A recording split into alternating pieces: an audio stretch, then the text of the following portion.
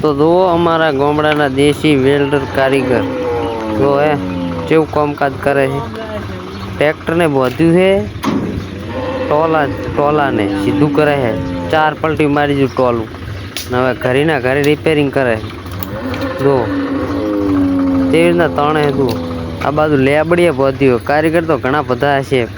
आ कारीगर तमे ने जोया होय तो कारीगर खाली है ने 1 नंबर। તમારે કોઈને જરૂર હોય તો લઈ જાજો આવા કારીગર જો ખાલી કારીગર જો કેવા હે।